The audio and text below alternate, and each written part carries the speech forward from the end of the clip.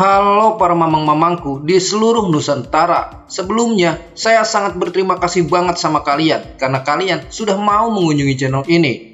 Dan juga terima kasih buat kalian yang sudah mau support channel ini. So, langsung aja kita mulai ceritanya. Scene pun diawali dengan Yuanxi yang mencekik Xiaoyu. Yuanxi mengatakan bahwa Xiaoyu sangat bodoh. Kini Yuanxi telah menangkap Xiaoyu dan Yuanxi tidak akan membiarkan Xiaoyu pergi begitu saja. Yuanxi juga mengatakan kepada Xiaoyu, "Apa kau ingin tahu mengapa aku ingin memutar hukum sebab dan akibat? Apa kau pikir aku punya kekasih? Kau sungguh membuatku tertawa setengah mati." Hal itu sangat membosankan yang hanya dimiliki oleh manusia biasa. Aku jelas melakukan segalanya karena itu sifat murni dariku. Aku sangat menyukai hal itu. Apa kau dengar? Saat orang jahat melakukan hal buruk, jangan beri dia alasan yang romantis. Dasar gadis lugu. Yuanxi juga mengatakan, "Akulah Yuanxi Tianzun. Juga seluruh kepribadian itu adalah aku. Semua wujud itu memang diriku. Dan aku bisa berbicara secara alami. Tapi bagi makhluk duniawi yang bodoh, hal itu sangat efektif." Xiaoyu mengatakan bahwa Yuanxi memang sangat jahat dan sangat rendahan. Yuanxi mengatakan, "Itu pilihanku. Sekarang aku akan memakanmu." Dan Xiaoyu mengatakan, "Apakah kau berpikir aku tanpa perlindungan? Apa kau juga tidak memperhatikan di sekelilingmu?" Dan di sini Yuanxi merasakan kegelisahan. Dan di sini datanglah Xing Yuan. Xing Yuan mengatakan bahwa perkiraan Xiaoyu memang benar-benar tepat dan akurat. Yuanxi benar-benar menyerang Xiaoyu. Di sini Yuanxi benar-benar terkejut. Yuanxi tidak tahu ini makhluk apa. Yuanxi juga tidak bisa menyadari hawa keberadaan dari makhluk ini. Dan Yuanxi langsung ditangkap oleh kera bocil. Kera bocil mengatakan bahwa dirinya telah menangkap Yuanxi dan di sebelah kanan juga ada kera bocil yang satunya lagi. Jadi kera bocil ini yang satu kera matahari dan yang satunya lagi kera bulan. Kera bocil ini juga menangkap tangan Yuanxi. Di sini Yuanxi sudah berteriak untuk meminta dilepaskan. Yuanxi juga menanyakan, "Apa yang kalian inginkan dariku?" Xing Yuan menangkap Yuanxi agar Yuanxi tidak bisa kabur lagi. Dan Xing Yuan itu langsung membuka perutnya dan keluarlah usus-usus seperti akar yang menjalar panjang. Xing Yuan mengatakan, "Kau Dewa Dunia Tengah, bersiaplah memasuki alam kehampaan." Dan Yuanxi di sini sangat panik. Yuanxi juga berteriak agar jangan memasukkannya ke dalam dunia kehampaan. Tapi di sini Yuanxi sudah terkejut oleh akar-akar yang keluar dari perut Xing Yuan itu. Xiaoyu yang melihat itu pun sedikit terkejut. Di sini Yuanxi terus meminta agar dirinya untuk dilepaskan. Hingga akhirnya Yuanxi pun masuk sepenuhnya ke dalam dunia kehampaan. Dan perut itu pun ditutup oleh Xing Yuan. Xing Yuan mengatakan, "Aku langsung mengirimnya. Kekuatan spiritual miliknya sangat kuat. Jika tidak mengambil kesempatan untuk langsung menahannya, aku khawatir dia akan merajalela." Kekuatan dari dunia lain benar-benar menarik. Aku jadi ingin lebih tahu banyak hal. Tapi sayangnya kita harus segera pergi. Xiaoyu mengatakan energinya telah pudar. Apa dia sudah mati? Xing Yuan mengatakan bahwa Yuanxi belum mati. Yuanxi hanya terjebak di alam kehampaan. Dunia tanpa awal dan akhir. Tanpa jalan masuk dan jalan keluar. Yuanxi akan terjebak di sana selama-lamanya. Dan di sini Yuanxi terus bertanya-tanya, "Di manakah ini?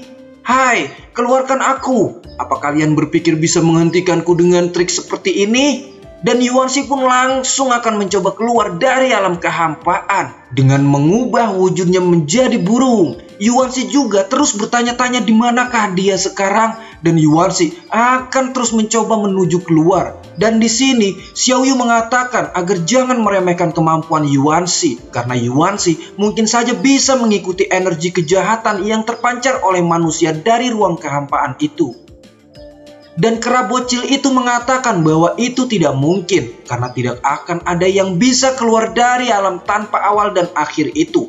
Dan di sini Xing Yuan mengatakan kepada kera bocil itu, "Kita tidak mengenal para dewa dari alam lain. Mungkin saja dia memiliki kemampuan untuk itu." Tetapi untuk mencari dan mengeksplorasi segala kemampuan di alam tanpa batas itu seperti memilih pasir demi pasir dari gurun Sahara ke gurun besar sampai ujung sungai Gangga. Bagaimanapun itu butuh ribuan tahun, kecuali dia loncat chapter terus nikung chapter orang. Mungkin itu bisa akan mudah mendapatkan banyak viewers. Xiaoyu mengatakan, apakah kau yakin? Sekarang akhirnya aku bisa tenang. Dan di sini Xing Yuan mengatakan kepada Xiaoyu, sekarang dewa jahat yang kau bilang sudah tidak ada lagi. Apa masih ada perlu lagi? Xiaoyu mengatakan bahwa masih banyak yang perlu diselesaikan. Tapi Xiaoyu hanya perlu menyelesaikan beberapa hal saja. Dan kita akan dialihkan ke taman indah inti api suci. Terlihat di sini Ause sedang tidur dan Ause terus ditepuk-tepuk pipinya agar Ause bangun. Siapakah yang menepuk Ause? Ayo, Mimin hitung sampai 3. 1, 2, 3. Oke, jawabannya salah.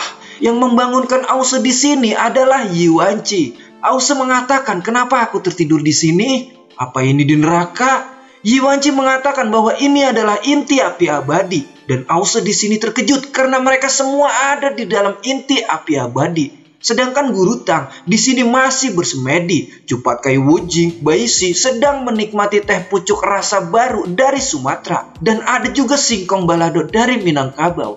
Sedangkan Juying, Susu, dan ular putih di sini lagi asik ngerumpi kayak ibu-ibu di kontrakan sebelah.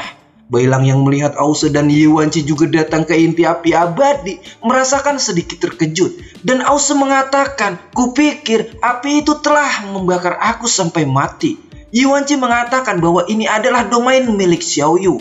Ause mengatakan, jadi dia memindahkan kita semua ke sini? Apakah itu mungkin? Jadi, ini pusat altar kuno inti abadi. Ini terlihat sangat aneh. Tak ada kobaran panas apapun. Dan justru di sini sangat indah. Yuanqi mengatakan, tentu saja ini adalah domain yang diciptakan. Dia mampu melakukan apapun di sini. Wukong mengatakan Xiaoyu harusnya berhasil membangkitkan api abadi. Tapi sampai saat ini Xiaoyu masih belum terlihat. Bailang mengatakan Xiaoyu pasti pergi keluar mengurus Yuanqi. Tiba-tiba ada yang menepuk punggung Bailang dari belakang. Dan Bailang pun terkejut dan dia adalah Xiaoyu. Sambil tertawa Xiaoyu mengatakan, semua orang di sini sudah menungguku ya. Sekarang aku sudah kembali. Dan semua yang melihat kedatangan Xiaoyu pun terkejut karena akhirnya Xiaoyu telah kembali. Dan di sini Xiaoyu menyapa semuanya yang telah berada di inti api abadi. Halo guys, semua masalah sudah selesai dan beres. Yuanqi dan Jenderal Surga Utara kini sudah tidak ada lagi. Ause mengatakan bahwa Xiaoyu memang pantas menjadi penyelamat dunia. Xiaoyu mengatakan, dalam situasi ini aku menyadari bahwa aku bukan perempuan biasa. Aku merupakan api abadi yang dibangkitkan. Tapi aku khawatir di masa depan karena aku harus pergi meninggalkan guru dan yang lainnya. Aku harus jujur pada kenyataan. Aku akan menjadi api kehidupan sebagai jembatan penghubung antar dunia yang berbeda. Jalurnya ini juga telah terhubung kembali. Percayalah bahwa jiwa gelap akan perlahan hancur dan dunia akan kembali seimbang. Dan Bailang mengatakan pada Xiaoyu, jadi apa sekarang kau bisa kembali dan pulang? Xiaoyu mengatakan, aku telah berjanji untuk pergi bersama mereka ke dunia lain kembali ke asalku. Dan mereka itu adalah Xing Yuan, bocil matahari dan bocil bulan. Mereka adalah dewa di dunia lain asalku. Setelah aku melompat masuk ke altar kuno waktu itu, mereka memberitahu banyak hal. Juga ingatanku telah kembali. Di dunia mereka juga ada hari raya, manusia, dewa langit, dewa gajah, dewa kera, banyak dewa lainnya, juga makhluk seperti kita. Mendengar perkataan Xiaoyu bahwa ada dewa kera, Guru Tang di sini jadi sedikit berpikir tentang dewa kera. Cupat Kai mengatakan, apakah ada dewa babi juga? Dan di sini bocil matahari dan bocil bulan pun memberikan salam pada rombongan Tang Sanzang. Sedangkan Wukong mengatakan di sini bahwa mereka semua tidak asik. Dan di sini Juquan mengatakan, akhirnya aku bisa melihat kalian. Xiaoyu mengatakan, dunia yang berbeda telah terhubung. Aku akan pergi bersama mereka. Aku sudah berjanji mengikuti mereka kembali dan membantu mereka memperbaiki dunia mereka yang hancur. Dan di sini Xiaoyu mendekati Bailang. Xiaoyu mengatakan, aku sangat menghargai segala yang kau lakukan untukku. Bailang mengatakan, itu tidak perlu, aku ingin kau jangan pergi. Dan Xiao Yu meminta agar Bailang untuk tetap tersenyum. Dan Xiao Yu pun langsung memeluk Bailang. Anjay, so sweet Mamang. Please Mang, nggak usah senyum-senyum nggak jelas gitu Mang. Next, Xiao Yu mengatakan, aku akan selalu menjadi putri naga dari Gunung Tianyu. Dan Xiao Yu pun langsung berlari pergi meninggalkan Bailang. Dan Xiao Yu mengatakan, Guru Tang, Kak Wukong, dan Mimin cerita saya yang kece dan cool, semuanya aku pergi. Dan Bailang di sini seperti tidak ikhlas dengan kepergian Xiao Yu. Bailang mengatakan kepada Xiao Yu, kapan kau akan kembali? Dan tiba-tiba inti api abadi itu pun kembali. Saat inti api abadi telah hilang, yang lain pun semuanya terkejut. Dan kini Bailang sudah keluar dari inti abadi. Guru Tang mengatakan bahwa kita semua sudah keluar dari altar dan kembali ke pantai daratan kuno. Guru Tang juga mengatakan sepertinya tugas kita sudah berhasil. Cepat Kai mengatakan, tentu saja aku, guru, juga saudara-saudara, itu pasti berhasil. Dan Ausu mengatakan, apakah sudah benar-benar berhasil? Apakah jadi bisa pulang sekarang? Baishi mengatakan bagaimana caranya untuk kembali? Dan siapa saja yang ingin langsung kembali? Susu mengatakan, jujur aku tidak menyangka semuanya bisa kembali hidup-hidup. Di sini Bailang sedang merenungi hidupnya. Bailang juga mengatakan, sekarang aku merasa sedikit malu. Pahlawan yang menyelamatkan dunia hanya menerima perlakuan seperti ini. Lalu mau apa? Dan si Shinji chapter 181 di sini pun bersambung. Dan buat kalian yang masih penasaran dengan kelanjutan alur cerita si Shinji chapter ini, pantengin terus channel cerita saya. Jangan lupa buat pencet tombol subscribe dan aktifin loncengnya biar kalian gak ketinggalan keseruan dari cerita saya. Dan jangan lupa juga untuk tinggalkan like, karena dengan like kalian, Mimin cerita saya akan lebih bersemangat menghadirkan tentang video si Shinji chapter ini. Mimin di sini pamit dan bye bye.